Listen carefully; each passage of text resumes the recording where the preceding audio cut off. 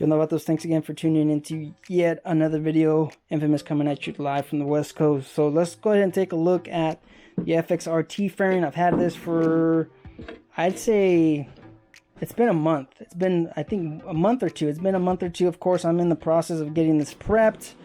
And I just wanted to, I guess, talk about the quality, the overall fitment of these components. You can see that this one's already ready for primer. We did have a low spot here, very noticeable low spot. So now we took care of it. You guys can check that out. Let me get it in focus. You can see, you know, it looks 100 times better. So I mean, so far the quality of it, it's, you know, it's pretty good. It's not a lot of imperfections from, you know, when I initially unboxed it and I saw it out of the, you know, when I saw it out of the box, I saw a lot of, you know, a lot of imperfections along the edge, where I guess where the casting is, you know, where they you know, where they bond the, you know, both sides, and where, you know, just basically the casting where it meets. There was a lot of, you know, imperfections, a lot of unevenness. Like I said, I'm still working on it. This is, you know, this is how it looks from all the Bondo that I went ahead and I did. So there's a high spot and then a low spot on the back piece on the rear side, and I'm just blending that out. So eventually it's going to look like that over there on the top. It's going to be feathered out, but so far the quality of it has, you know, it's been pretty good. I didn't have to trim the bottom piece of the of the fairing. That was, you know, one of the things that I've seen that people had to do with the RWD fairing. You can see that it's not, you know, it's not a smooth cut. Right here you can see that it, you know, it's not, of course, I mean, this is the bottom of the fairing. Not a lot of people are going to notice, but I mean, you know, someone like myself, I will notice this kind of stuff. So I might just sand this down just to even it out, because it does look, it's all jaggedy. You can see it right here. Maybe they had a donkey making the cuts or something like that. But as far as the main fairing, there's not a lot of imperfections, just along, like I said, the casting of it. You also have this bizarre high spot here, but like I said, this is going to be behind the light, and then this is covered, of course, so there is that. It's not a big deal as far as, you know, this area. But one of the reasons why I decided to go with the FXRT, with the Dominator fairing, was mainly for the carbon fiber on where it, you know, where it matters. You know, a lot of the edges of the fairing is basically the weak point of the fairing, or of the component. Like this spot right here, this is, you know, keen to crack, keen to break, and having the carbon fiber, it just gives it a lot more strength on where it matters. That's, you know, that's one of the reasons why I went with the Dominator fairing. And it's not like they took shortcuts or anything like that. You can see that it is actually blended, you know, through. You can see that they actually, it's you know, it's made, you know, as one piece. It's not an afterthought, kind of like what you could do with your own FXRT fairing. You could get a fiberglass and then just, you know, adhere the carbon fiber on top of it. No, this is all one piece. It's actually molded together. You know, I thought that this was going to be like on top of a fiberglass. It's not. It's actually carbon fiber, you know, molded in with your fiberglass. So it's not an afterthought, of course, which is, you know, it's nice. I was expecting the fiberglass or the carbon fiber to be along the edges of the fairing. You guys can see in there, right there. I don't know if you guys can see, the camera picks up, but you can see that there isn't any carbon fiber along that edge, and there isn't any along, you know, the seams of the fairing. It's just, of course, just the edges. So you can see there's carbon fiber in there. There's carbon fiber all along the edge, and that, like I said, that just gives it a little bit more strength, and it's not keen to break as easy as a fiberglass, which is nice. So like I said, they use a lot of good stuff on here. You have a gel coat with the proper fiberglass. I can't remember what the name of this one is. I'll put it right here in the video, but this is high quality fiberglass, and of course you have some high quality carbon fiber. along with all of this. And it, like I said, you have it on the parts where it matters, where typically stuff will tend to break, so which is nice. All right, so this is the fairing. I already made holes on for the lowers. You guys can see that real quick. So let's go ahead and put that to the side. Overall, you know, as the main body that, you know, where it matters, there isn't low spots, there isn't high spots, there isn't anything for me to fix on you know, on where it matters. It's just where, of course, where the molding meets. So this has to get sanded down. So let's move on over to, of course, the lower. The lowers have the same quality as far as the carbon fiber. Like I said, this is one of the reasons why I looked and I really considered, one of the reasons why I picked Dominator was for the carbon fiber. So you could also, like I said, you could do this yourself. I've seen a few people in the Facebook group, they used a what is that bed liner, or they use like a Flex Seal. You could probably do that, but it's going to add weight to the overall bike. But I don't know, I might consider using like a bed liner on the inside, or a Flex Seal. I mean, I might still do that. As far as right now, it's ready for primer. It's going to even out a lot of this stuff, and then I'll be able to sand it down and just paint it. I'm not going to do a lot of prep work in here because it's going to be a lot of work if I do decide to paint this, you know, like a high gloss or whatever. But we can see it all along the edge on the lower carbon fiber, which is nice. You know, it's a nice touch. Like I said, this is where, of course, this is where it's going to be mounted to the bike, which, you know, you want a strong surface. You want something that's not going to crack, break. Fiberglass is, you know, depending on how old it is, the resin dries out. There's a lot of, you know, there's a lot of maintenance, but a lot of this stuff happens like within 10 to 20 years. So I mean, I should still have the bike, but once it gets down to probably 15 years, you could always, you know, if it's opened up like this, you could just add more resin and it's going to soak it all in. So let's go ahead and move on over to the top side. Of course, you can see that, not sure, but you know, same thing, carbon fiber where it matters. This one, it's just kind of exposed out there. You know, it is what it is, but I think with having both of these, it's going to be fine. There's good spacing away from the edge. This is just something that I mentioned on the install. You want to have good spacing away from the edge. But I mean, as far as you know, a full fiberglass piece, you know, the closer you get to the edge, the weaker the point is. But having the fiberglass, you don't really have to worry about that. I mean, having the carbon fiber, you don't really have to worry about, you know, about the strength of the part if it's carbon fiber. If this was complete fiberglass, I would definitely put the mounting hole away as far as possible from the edge. So just something to keep in mind. Like I said, you know, kicking this, you have a shifter, you have, you know, boots, people, you know, people might be touching it. Having the carbon fiber on the outer edge, it's going to give it more strength and it's going to hold its shape.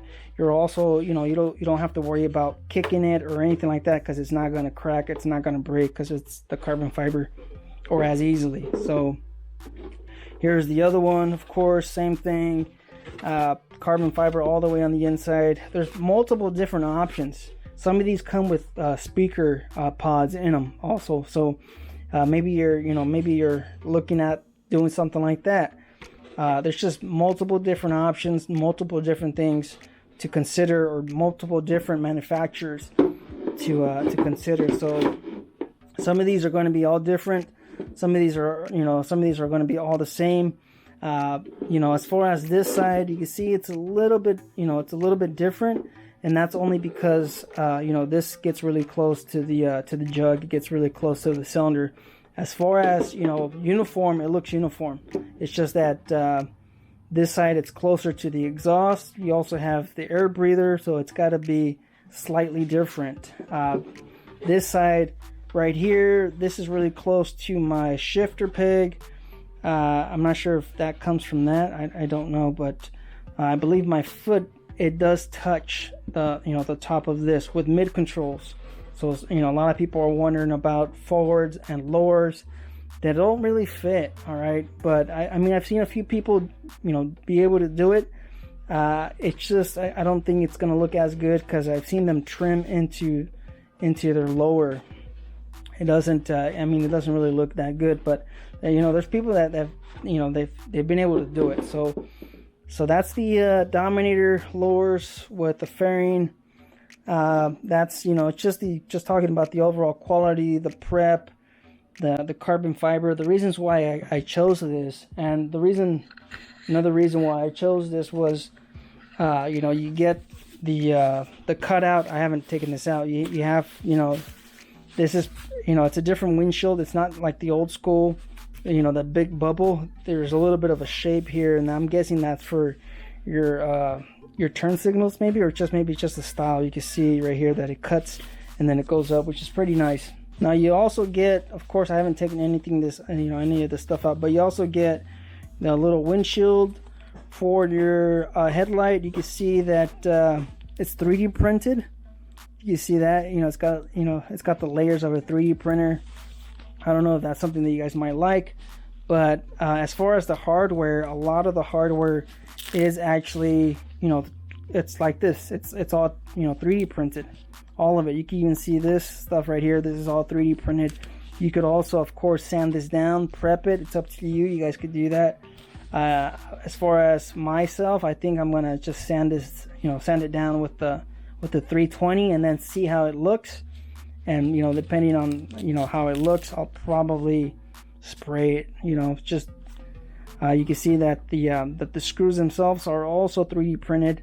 You can buy these on Amazon. You know, if you don't like this, you know, the way this looks, you know, these little inserts, they sell these inserts on Amazon. It's a solid piece. They're not 3D printed like this, where you see all the lines of the nozzle or the 3D printer. Then, you know, that's something you could do. So there's a lot of 3D printed parts on this. I got the little vent covers over here as well. It's also 3D printed. I don't know where I have them, but I do have them. Like I said, they have that same finish. As far as, you know, being able to see the 3D prints, I doubt it, because it's, you know, it's going to be on the inside of the vent.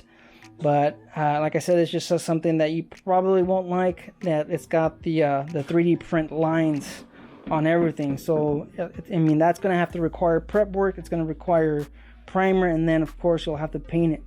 So I believe I am going to do that on the on those components. But as far as, you know, all the bolts all along your windshield, they are going to look like this, you know, with the lines. Here, let me just go ahead and open this up so you guys can see what, you know, what that looks like. All right, you can see it. I believe the camera picks up on this, but basically, you know, yeah, this is all 3D printed. All right, it's not a, you know, it's not a molded piece. All right, so the video is getting kind of long. Let's go ahead and finish with the bracket. I don't have it here, it's on the bike, but the bracket itself, it was, you know, it was a pain to install, only because the lower bracket was, it wasn't even with, you know, the fitment of the fairing.